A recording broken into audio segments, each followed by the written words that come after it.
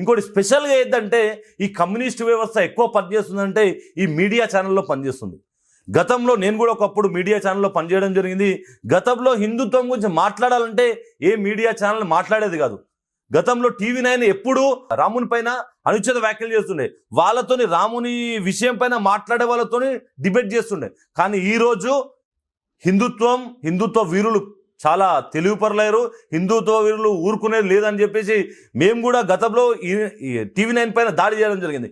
గతంలో కత్తి మహేష్ అనే వ్యక్తి TV9 ఛానల్లో కూర్చొని రాముణ్ణి అనుచిత వ్యాఖ్యలు చేయడం జరిగింది. అప్పుడు కూడా మేమందరం హిందుత్వవాదులు అందరూ పోయి ఆ కమ్యూనిస్టు ఛానళ్ళ పైన దాడులు చేయడం జరిగింది. అప్పుడు ఆ కమ్యూనిస్టు ఛానళ్ళు చాలా తగ్గడం జరిగింది. కానీ ఈరోజు ఏమైపోయిందంటే ఈ చిన్న చిన్న యూట్యూబ్ ఛానల్స్ కమ్యూనిస్టుగా సంబంధిత ఛానల్ ఉన్నాయి. వీళ్ళందరూ ఏంటంటే ఒకప్పుడు మన ఊర్లో ఒక పటేల్ ఉన్నానుకో, పటేల్ వెనకాల 10 మంది భజన వాళ్ళు ఉంటుండే. అదేవిధంగా ఈరోజు ఈ కమ్యూనిస్టు వాళ్ళు కొంతమంది ప్రొఫెసర్స్ మాట్లాడుతుంటే వందలాది యూట్యూబ్ ఛానల్ కమ్యూనిస్టు ఛానళ్ళలో రోజు 100 సార్లు